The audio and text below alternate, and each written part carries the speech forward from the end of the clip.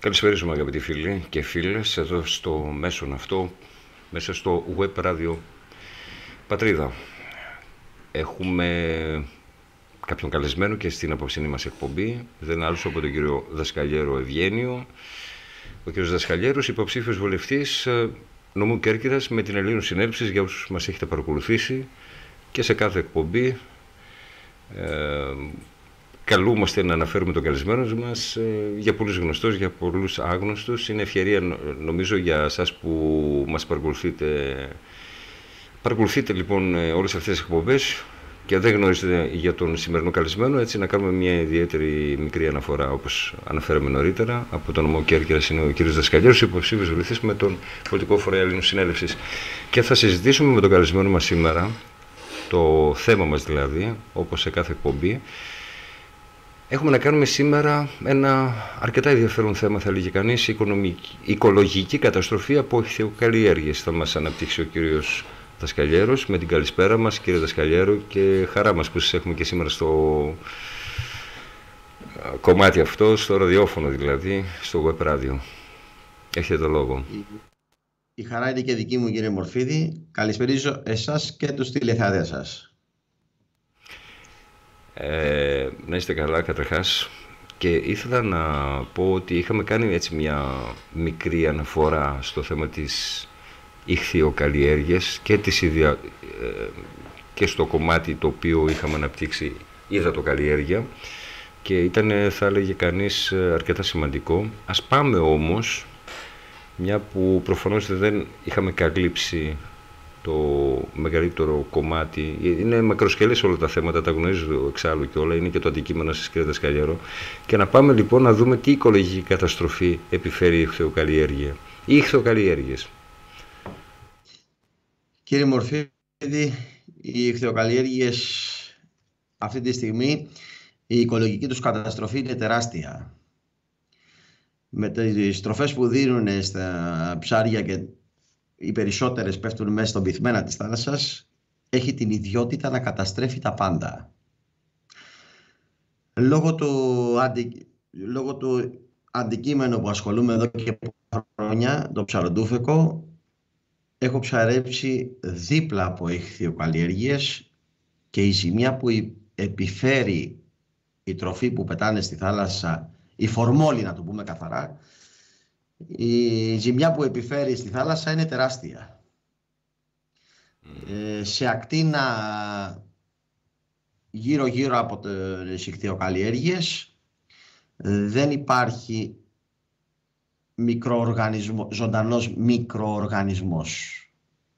Διαλύει τα πάντα. Ακόμα διαλύει και την ποσειδονία της θάλασσας. Τα καίει. Καταστρέφει ακόμα και τον πυθμένα της θάλασσας. Όσες φορές έχω πάει και έχω ψαρέψει σε συγκεκριμένα σημεία, είναι, να το πούμε καθαρά, κρανίου τόπος. Δεν υπάρχει τίποτα γύρω-γύρω εκτός από ελεύθερα ψάρια, που κι αυτά με ό,τι τρώνε από τις ηχθειοκαλλιέργειες που πέφτουν μέσα στη θάλασσα, δεν είναι ότι καλύτερο για να το αλλιεύσουμε και να το φάμε. Έχουν βγει μερικές αποφάσεις από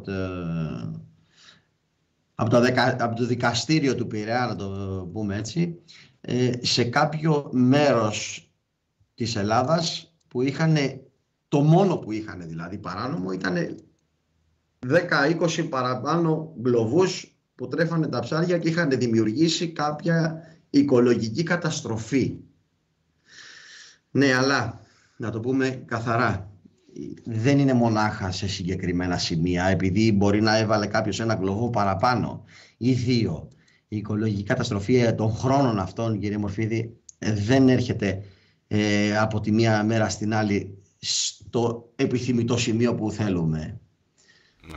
Η οικολογική καταστροφή που γίνεται αυτή τη στιγμή από όλες τις ηχθειοκαλλιέργειες, και εδώ στην Κέρκυρα και απέναντι στην Ήπειρο που έχω ψαρέψει, είναι τεράστια. Στην Ήπειρο αυτή τη στιγμή υπάρχουν 4 με 5 ηχθειοκαλλιέργειες. Φανταστείτε τι οικολογική καταστροφή έχουν κάνει όλα αυτά τα χρόνια που γίνεται αυτό το πράγμα εκεί απέναντι. Και εδώ στην Κέρκυρα που έχουμε ακόμα μία στο βόρειο μέρος της Κέρκυρας, δεν μπορείτε να φανταστείτε, πρέπει να το δείτε για να καταλάβετε τι γίνεται. Και να έχουμε έτσι μια εκτίμηση της καταστροφής. Και ενώ γνωρίζουμε, κύριε Δασκαλιέρο, ότι το περιβόητο ω3 που περιέχουν τα ψάρια, έτσι, και από ό,τι έχουμε μάθει από μικρή ηλικία από τους ίδιους μας τους γονείς, ότι βελτιώνουν όλα αυτά τα ωφέλη στην ουσία, έτσι, και σαν τροφή, αλλά και βοηθάνε όσον αφορά για την όραση. Προφανώς σε αυτό έχει να κάνει με το συστατικό αυτό που αναφέραμε, το ω3 κτλ. Αλλά όλα αυτά λοιπόν έρχονται και διαλύονται, και όχι μόνο αυτό. Υπάρχει λοιπόν, όσον αφορά που έχουμε αναφερθεί και σε παλιότερες εκπομπές, για να διατηρήσουν φρέσκο το ψάρι, λοιπόν, βάζουμε αυτή τη φορμόλη. Πραγματικά εγώ θα το έλεγα δηλητήριο, και έχετε απόλυτο δίκιο να λέτε ότι καταστρέφει και εκεί που πέφτει, αλλά και δεν ξέρω πόσο διαρκεί λοιπόν αυτή η μόλυνση στο συγκεκριμένο σημείο. Γιατί μπορεί να θεωρήσουμε ότι τα ψάρια δεν είναι στάσιμα σε ένα σημείο μέσα εκεί στο νερό που βρίσκονται, στη θάλασσα λόγου χάρη, αλλά τουλάχιστον εκείνο το σημείο καταστρέφει, και δεν ξέρω τι διάρκεια μπορεί να έχει. Ανάλογα θα μου πείτε τώρα και με την ποσότητα. Είναι τεράστια η καταστροφή, έτσι. Κοιτάξτε να δείτε τι γίνεται σε αυτές τις περιπτώσεις. Στους χειμωνιάτικους μήνες, ας πούμε, στη χειμωνιάτικη περίοδο, μαζεύουν τους γλωβούς κοντά στο βουνό. Για να μην τα πιάνει ο καιρός, να μην διαλύονται τα δίχτυα, να μην γίνεται όλη αυτή η καταστροφή, ας πούμε, στις ιχθυοκαλλιέργειες. Στους καλοκαιρινούς μήνες τα παίρνουν πιο βαθιά. Τα ανοίξανοίγουν πιο μέσα. Δεν έχει τόσες μεγάλες επιπτώσεις λόγω καλοκαιριού, ας πούμε, λόγω καιρού. Δεν έχει βροχές, δεν έχει όλη αυτή τη φουρτούνα που λέμε, για να αρχίσουν να διαλύονται τα δίχτυα και όλα αυτά. Όσον αναφοράτε για τη φορμόλη και την καταστροφή, ας πούμε, τα ψάρια που βρίσκονται μέσα στις ιχθυοκαλλιέργειες είναι στάσιμα. Μπορεί να κολυμπάνε μέσα στο κλωβό, αλλά δεν φεύγουν από εκεί. Οπότε καταλαβαίνετε ότι ναι, μεν μπορεί να λέμε ότι έχουν ω3, αλλά τα συγκεκριμένα ψάρια με τη φορμόλη που τρώνε, εγώ θεωρώ ότι και αυτό το ω3, το λίγο που έχει το κάθε ψάρι, εξαφανίζεται με αυτό το δηλητήριο. Γιατί περνάει και σε εμάς τον οργανισμό το δικό μας. Τα ελεύθερα τα ψάρια, όταν βρίσκουν εύκολη τροφή, είναι και αυτά το ίδιο πράγμα, κάθονται στο ίδιο σημείο. Όπως σας είπα, όπως ανέφερα και πριν, εγώ επειδή τα ψαρεύω χρόνια αυτά τα χρόνια και κοντά στις ιχθυοκαλλιέργειες έχω ψαρέψει, και παντού βασικά σε όλο το νησί, έχω πάει και στο Αιγαίο, έχω ψαρέψει παντού. Λοιπόν, όσον αναφέρατε για τα ελεύθερα ψάρια, την εύκολη τροφή που βρίσκουν εκεί πέρα, είναι το ίδιο ακριβώς πράγμα, μένουν στάσιμα. Τι γίνεται? Έχω βρει ψάρια που αλλιεύονται έξω από τις ιχθυοκαλλιέργειες, που μέσα στο ψάρι φαίνεται καθαρά το τι τρώει. Μπορούμε να καταλάβουμε από εκεί ποια είναι η επίπτωση ακόμα και των ψαριών. Όχι μονάχα που διαλύουν τα πάντα εκεί που πέφτει αυτό το πράγμα, αυτό το δηλητήριο όπως είπατε και εσείς, είναι ότι τρώνε και τα ψάρια. Δηλαδή, αυτό το ψάρι δηλαδή άμα το φάει, μετά θα το φάω κι εγώ. Θα θεωρήσει κάποιος δηλαδή ότι θα πάει να τα λιεύσει στις ιχθυοκαλλιέργειες κοντά, γιατί οι ποσότητες ψαριών που βρίσκονται εκεί πέρα είναι τεράστιες. Τεράστιες, δηλαδή μιλάμε για κοπάδια ψαριών που βρίσκονται απ' έξω, μόνο και μόνο το λόγο ότι βρίσκουν τροφή, εύκολη τροφή. Γι' αυτό είναι εκεί. Λοιπόν, όποιος πάει να το αλλιεύσει για να το φάει, είναι το ίδιο πράγμα. Ακριβώς με το τι βρίσκεται μέσα στον κλωβό. Δεν αλλάζει κάτι. Έτσι. Και μάλιστα δεν τα λέμε μόνο εμείς. Εδώ έχουμε μία αναφορά του πρώην Προέδρου του ΕΦΕΤ, ο οποίος τι μας λέει? Ότι η φορμόλη προσβάλλει τόσο το σηκώτη όσο και το μετικό σύστημα, και αυτό είναι γεγονός πραγματικά και για το ίδιο το ζώο και πόσο εμάς σαν καταναλωτές λοιπόν που θα το πάρουμε σαν προϊόν, έτσι να το καταναλώσουμε. Και μάλιστα αναφερόμαστε στην κουβέντα μας που κάνουμε αυτή τη στιγμή ότι δεν είναι μόνο αυτό το δηλητήριο το οποίο προκαλεί καρκίνους και τέτοια πράγματα, το οποίο είναι πολύ σημαντικό αυτό το θέμα της υγείας.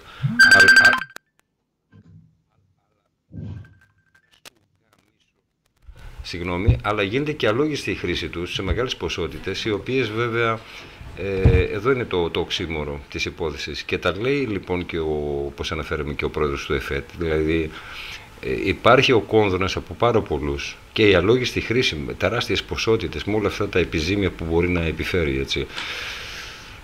Και τι, μιλάμε έτσι για μια τροφή, όπως γνωρίζουμε, ένα ψάρι το οποίο θέλουμε να έχουμε στο τραπέζι μας. Χρειάζεται να έχουμε αυτή την, πώς το λένε, κάτι το διαφορετικό, δηλαδή δεν μπορεί να τρώσει συνέχεια όσπρια ή συνέχεια κρέατα, οπότε έχουμε έτσι μια ποικιλία.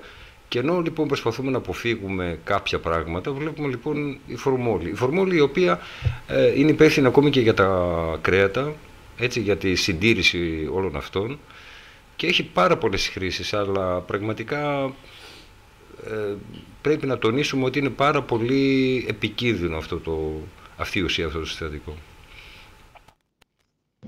Ακριβώς όπως το είπατε, κύριε Μοφίδη, είναι πολύ επικίνδυνο αυτό το συστατικό. Αν καταφέρει ο κόσμος να καταλάβει τι γίνεται με αυτή τη φορμόλη, θα μπορέσουμε να βρούμε μία άκρη σε αυτή την οικολογική καταστροφή που γίνεται αυτή τη στιγμή. Τι θέλω να πω. Εάν μπορέσουμε να δείξουμε στον κόσμο, γιατί γίνονται έρευνες βασικά, για το τι καταστροφή προκαλεί η φορμόλη όχι μόνο στα ψάρια, ακόμα και στη θάλασσα. Εκεί θα μπορέσουμε να δείξουμε στον κόσμο τις επιπτώσεις ακριβώς που μπορεί να έχει και το ψάρι και ο άνθρωπος, αλλά και η φύση μας. Γιατί το ανέφερα αυτό, κύριε Μορφίδη? Θα σας απαντήσω αμέσως. Τα μεγάλα αυτά ποσότητες σακιά που κουβαλάνε τη φορμόλη ή τα μεγάλα μπιτόνια που έχουν, αναλόγως πώς το χρησιμοποιεί ο καθένας, σε τι μορφή το χρησιμοποιεί ο καθένας, αυτά τα μπιτόνια που λέτε, η ηχθειοπαραγωγή τα πετάνε σε μια περιοχή. Δείχνονται πολλές φωτογραφίες ακόμα στην περιοχή απέναντι στην Ήπειρο, που δεν διαμαζεύουν οι μορφή να τα πετάξουν στα σκουπίδια. Τα αφήνουν στο δάσος, έξω, στη φύση. Φανταστείτε και αυτά τι καταστροφή, οικολογική καταστροφή γίνεται εκεί πέρα. Τι περνάει στο έδαφος. Βέβαια, ναι. Μετά, έτσι είναι, κύριε Μορφή, γιατί περνάει στο έδαφος αυτή η φορμόλη και φυτεύουμε ένα λαχανικό για να φάμε. Μια πατάτα, μια ντομάτα ή οτιδήποτε να φάμε. Πάλι δεν θα περάσει μέσα στο φυτό. Δεν θα το φάμε πάλι εμείς. Άρα τι κάνουμε? Τίποτα. Στην ουσία δεν γίνεται τίποτα. Ναι. Είναι ένα θέμα το οποίο πραγματικά είναι ένας κύκλος ίδια μας η ζωή και μια λυσίδα. Και εδώ ακριβώς η καταστροφή που φέρνει, όπως έχετε πει, όπου και αν πέφτει, όχι μόνο αυτό, αλλά και όλα αυτά τα δηλητηριώδεις πράγματα τα οποία ευθύνονται και για την υγεία μας και για την υγεία και των ψαριών και όλων των ζωντανών οργανισμών, και πόσο μάλλον η αλόγιστη χρήση του φέρνουν όλα αυτά τα αποτελέσματα, που πολλές φορές καθόμαστε και ψάχνουμε την αιτία, τι μπορεί να φταίει, αλλά πολλές φορές όταν εμείς, είναι και η εργασία μας αυτή, χρησιμοποιούμε έτσι τέτοιου είδους σκευάσματα με αφότερο σκοπό το κέρδος, το οποίο βέβαια μπορεί να έρθει, κύριε Δασκαλιέρο, έχουμε τονίσει νομίζω επανειλημμένες φορές και στην τελευταία εκπομπή που είχαμε, με έναν σωστό τρόπο. Πάντα θα πρέπει να έρθει και το κέρδος, αλλά το γρήγορο κέρδος και το να ψηφούμε όλους αυτούς τους κινδύνους και να μην μας ενδιαφέρει λοιπόν η υγεία και του ίδιου του ψαριού, το οποίο στην ουσία καταλήγει στο πιάτο μας, γινόμαστε εμείς οι καταναλωτές. Νομίζω εδώ θα πρέπει τα πράγματα λίγο να σφίξουν, να γίνουν πιο αυστηρά, θα έλεγε κανείς.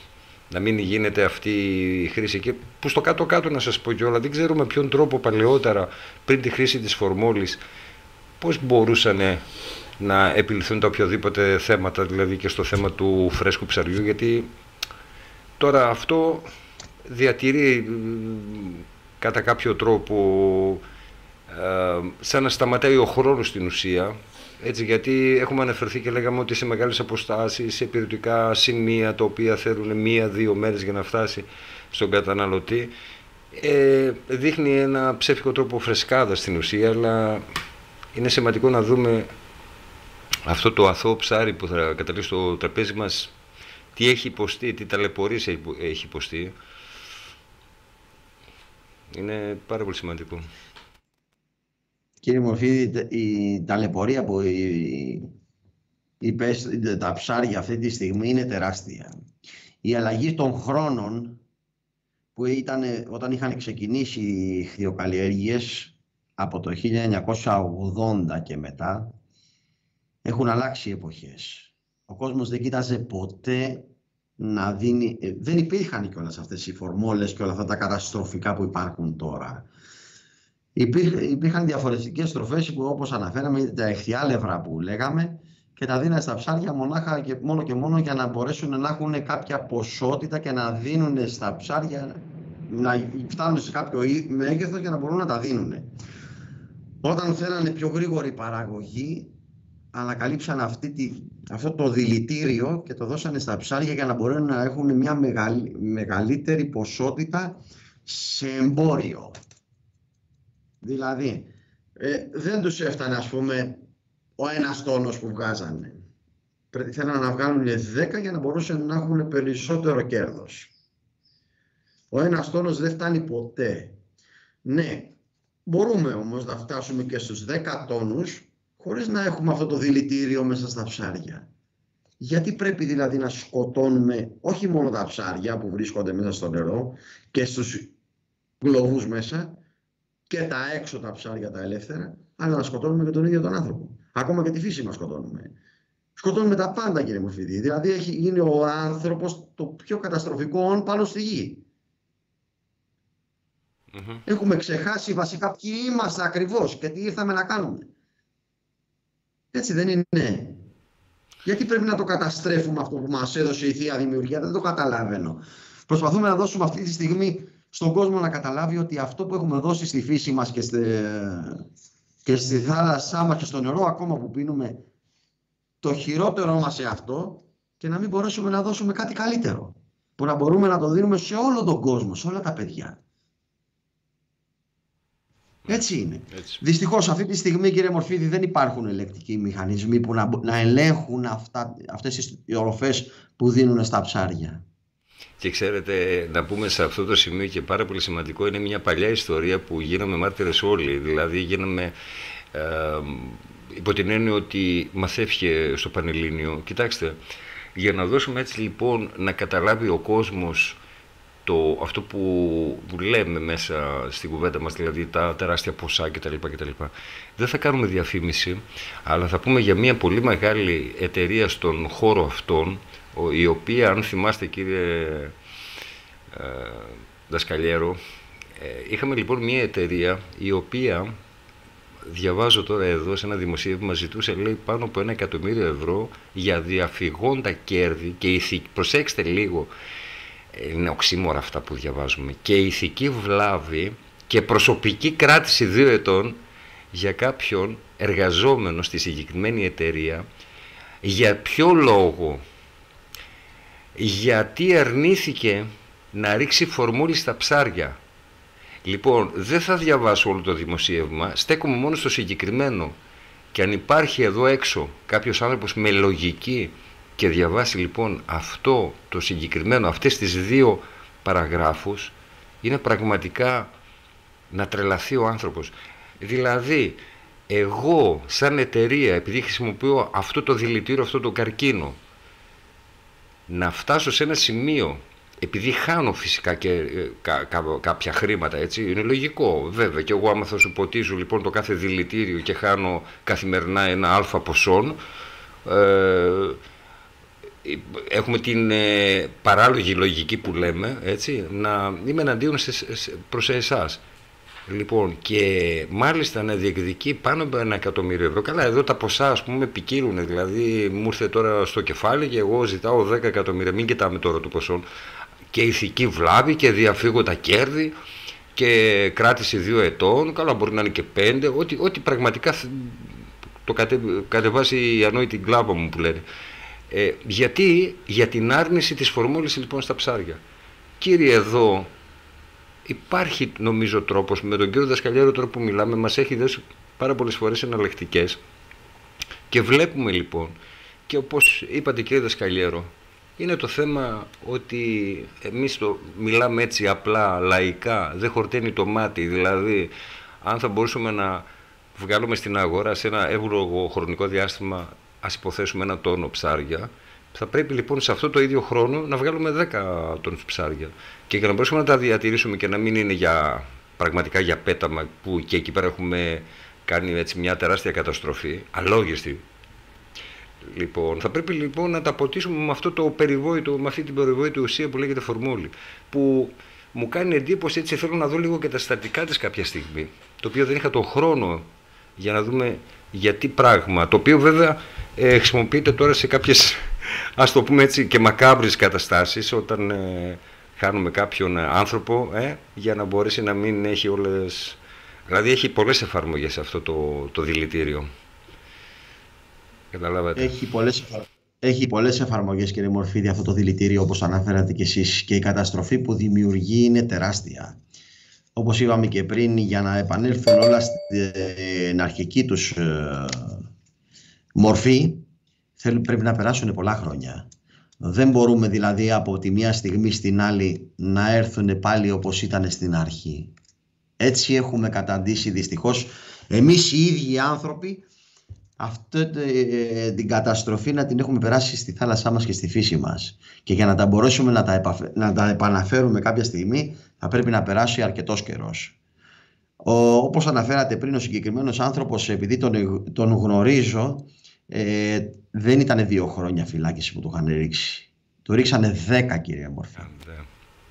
10 χρόνια φυλάκιση γιατί αρνήθηκε να ρίξει φορμόλη στα ψάρια, για να μην το δίνουν οι άνθρωποι μετά στα παιδιά τους. Γι' αυτό το λόγο. Και βγαίνει και το φωνάζει συνέχεια, τον παρακολουθώ, να σας πω την αλήθεια, συνέχεια, και φωνάζει στον κόσμο και τους δείχνει ποια είναι η καταστροφή που κάνει η φορμόλη στα ψάρια. Και τους λέει να τα αποφεύγουν. Να αποφεύγουν τα ψάρια της ιχθυοκαλλιέργειας.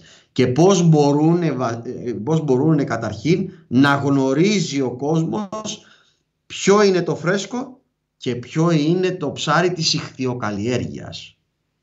Πρέπει να μάθει ο κόσμος να μην τρώει αυτά τα ψάρια, μπας και καταφέρουμε και κάνουμε κάτι εμείς σαν άνθρωποι για να μην τους δίνουμε το δικαίωμα να βγάζουν περισσότερα ψάρια και να καταστρέφουν και τον άνθρωπο και τη φύση μας. Να σας πω, τόσα διατάγματα υπάρχουν, τόσες αποφάσεις, τόσα φέκ, εδώ δηλαδή ας μας απαντήσει και κάποιος άλλος, δηλαδή για να μην από τα άτομα αυτούς που μας ακούνε, και τους επαγγελματίες και όλους αυτούς και τους υπεύθυνους, έτσι. Μία επιτροπή η οποία να πει stop από αύριο, και δεν είναι μόνο η φορμόλη, κύριε Δασκαλιέρο, έτσι, είναι πάρα πολλά, αλλά νομίζω έχει το μεγαλύτερο το κομμάτι της ευθύνης, θα λέγει κανείς, γι' αυτό έχουμε επικεντρωθεί λίγο και στο συγκεκριμένο αυτό σκέπασμα, ουσία τέλος πάντων. Και αλόγιστα, διαβάζω και κάτι άλλο πάλι, ας μου επιτρέψετε. Έχουμε αναφερθεί για τα λεγόμενα φαγκριά, έτσι. Βλέπουμε λοιπόν ψάρια τα οποία τα ονομάζουμε φαγκριά, συγγνώμη, όμως στην ουσία πουλάνε, λέει, για φαγκρία αυτό το Rent Brim, πώς το λένε, το ψάρι που ζει στην Ιαπωνία. Μπράβο, λοιπόν, το ταΐζουν χημικά για να πάρει κόκκινο χρώμα.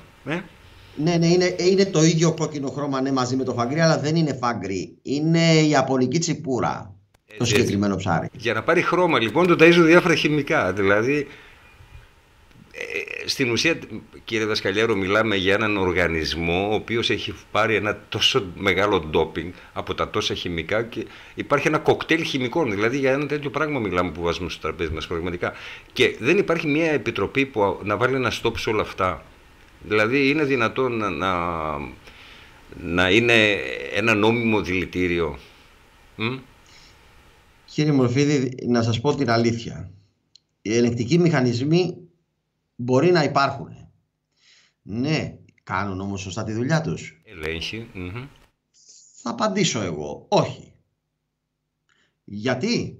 Το έχουμε αναφέρει πολλές φορές. Οι κρατικοί μηχανισμοί που υπάρχουν αυτή τη στιγμή, όταν πάνε να κάνουν έναν έλεγχο και τους δώσουν κάτι στο χέρι, καταλαβαίνετε τι εννοώ, θεωρώ ότι και ο κόσμος καταλαβαίνει τι εννοώ, δεν θα κάνουν σωστά τον έλεγχο. Θα πάνε εκεί, θα κοιτάξουν απ' έξω και θα φύγουν. Ναι, αλλά μπορεί απ' έξω να έχουν καθαρίσει. Τι γίνεται όμως μέσα? Έχει μπει κανένας? Υπάρχουν όμως περιπτώσεις που έχουν μπει μέσα και ελέγχουν και εναέρια και θαλάσσια την καταστροφή που έχει γίνει. Ναι, αλλά πάλι δεν γίνεται τίποτα όμως, κύριε Μορφίδη. Εδώ βλέπουμε αυτή τη στιγμή η καταστροφή είναι τεράστια και δεν κάνει κανένας τίποτα. Λέμε ότι υπάρχουν ελεκτικοί μηχανισμοί, αλλά δεν κάνουν κάτι. Οπότε τι γίνεται σε αυτή την περίπτωση? Δεν κάνουμε τίποτα. Έτσι. Θέλουμε να καταστρέψουμε με το ζόρι και τη θάλασσα και τη φύση και τον ίδιο τον άνθρωπο. Και δεν έχει μείνει τίποτα όρθιο πάνω εδώ στον πλανήτη, το οποίο να μην το έχουμε καταστρέψει, να μην το έχουμε μολύνει, που στην ουσία εμείς οι ίδιοι άνθρωποι λοιπόν με τις δικές μας επιλογές και το γνωστό στο βωμό του χρήματος, έτσι, το οποίο πραγματικά δεν είναι κάτι το καινούριο, κάτι το πρόσφατο, αλλά έχει πολλαπλασιαστεί. Δηλαδή τι εννοώ με αυτό? Ήταν και άλλα πράγματα που μας ενδιαφέρουν πέραν από το θέμα του κέρδους. Μας ενδιαφέρει και η ποιότητα. Σήμερα όλα έχουν ισοπεδωθεί ακριβώς στο βωμό του κέρδους, του χρήματος, το οποίο θα πρέπει και αυτό να έχει μια φυσιολογική άνοδο. Δηλαδή θα πρέπει, αδερφέ, να δώσει και μια αλφα ποιότητα. Ποιος θα νοιαστεί γι' αυτό? Όταν η πολιτεία, οι κυβερνώντες, εμείς με τις δικές μας επιλογές, θα σας πω τούτο. Αν λοιπόν βγει ένα συμπέρασμα σήμερα ότι θα πρέπει να απέχουμε, παράδειγμα, μια που μιλάμε για ηχθειοκαλλιέργειες, ξέρετε, την ίδια στιγμή θα κατηγορηθούμε ότι είμαστε εμείς οι πέτοι που τραβάμε τον κόσμο μέσα από το συγκεκριμένο χώρο, λοιπόν, για τους καταναλωτές κτλ. Δεν θέλουμε κάτι τέτοιο, ούτε θέλουμε να βγάλουμε λάθος συμπεράσματα. Αλλά νομίζω ο καθένας θα μπορέσει να κρίνει τις δικές του επιλογές και το τι θα βάλει στο τραπέζι του. Όταν είναι τη στιγμή που όλα είναι μολυσμένα και προσπαθούμε με κάθε τρόπο ο καθένας από εμάς να φάει λιγότερο χημικό. Δεν υπάρχει αυτή τη στιγμή μια καθαρή τροφή. Και επειδή ο χρόνος μας λοιπόν πραγματικά κύλησε ευχάριστα μέσα από αυτή τη συζήτηση, θα θέλω, το γνωρίζετε εξάλλου μετά από τόσες εκπομπές, έχετε τον τελευταίο λόγο σαν καλεσμένος, να δώσουμε έτσι και την ευκαιρία σε εσάς να πείτε τα τελευταία λόγια και οτιδήποτε θέλετε να προσθέσουμε στο κλείσιμο της εκπομπής.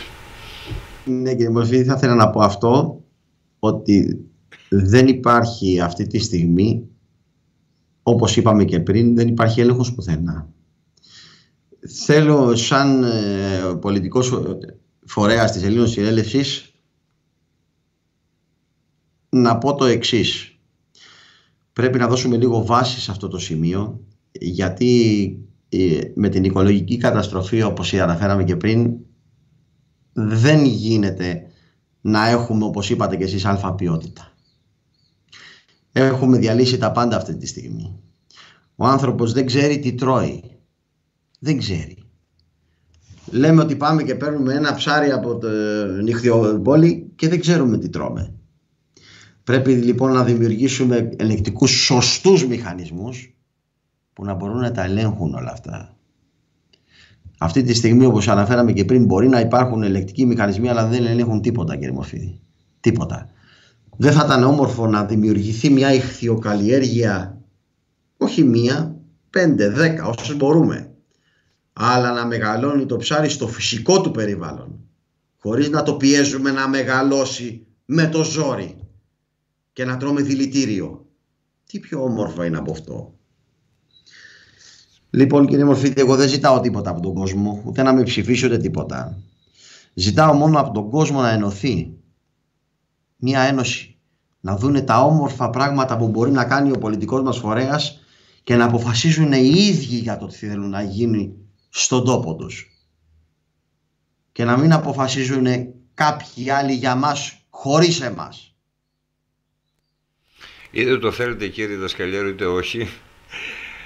Μας αρέσει ο κάθε υποψήφιος, όπως κάνετε και εσείς, να είναι στο σωστό δρόμο, να αναδεικνύουμε λοιπόν όλα αυτά τα οποία πραγματικά παίζουν καθοριστικό ρόλο στην ίδια μας τη ζωή, στην ίδια τη ζωή των ίδιων των οργανισμών, και ουσιαστικά θέλουμε ανθρώπους και να μας λένε την αλήθεια και να δούμε και ποιες είναι και οι λύσεις, εφόσον πολλές φορές έχουμε αναφέρει και έχουμε πει ότι πάντα υπάρχουν λύσεις, όπως υπήρχαν και στο παρελθόν. Τι άλλαξε λοιπόν από τότε μέχρι σήμερα? Και τότε να είστε σίγουρος ότι, και ευχόμαστε βέβαια, όποτε και αν γίνουν οι ενδεχόμενες εκλογές όπως ονομάζουν, φυσικά και να πάρετε τους περισσότερους ψήφους. Καταλαβαίνουμε ποια έννοια το λέτε. Σας ενδιαφέρει περισσότερο λοιπόν το θέμα και της διατροφής του καθενός πολίτη, μια που είστε και μέσα από το χώρο, αλλά και να βλέπουμε έτσι ένα περιβάλλον γενικά καθαρό, όπως τουλάχιστον, όχι ότι στην μικρή μας ηλικία όταν ήμασταν ότι ήταν καλύτερα τα πράγματα, ήταν πολύ καλύτερα όμως από σήμερα. Δηλαδή, και επειδή αύριο, αν δεν βάλουμε ένα στόπ σε όλη αυτή την καταστροφή, την παγκόσμια καταστροφή, γιατί δεν είναι ένα θέμα αποκλειστικά μόνο εδώ στη χώρα μας, αγαπητοί ακροατές, τότε πραγματικά αυτό που θέλουμε και που προσπαθούμε, όσοι το προσπαθούν, και ένας από αυτούς είστε και εσείς και ο πολιτικός σας φορέας, να δούμε καθαρές τροφές, καθαρές θάλασσες, καθαρό περιβάλλον και όλα αυτά, να γίνει στην ουσία με μία μελέτη η οποία έχει γίνει και πώς μπορούν όλα να διορθωθούν, νομίζω είναι στο χέρι μας, και προσπαθούμε λοιπόν να περάσουμε έτσι μηνύματα και αισιοδοξίας, εφόσον υπάρχουν οι λύσεις και πολλές φορές μας τις έχει πει, και νομίζω ότι ένα τέτοιο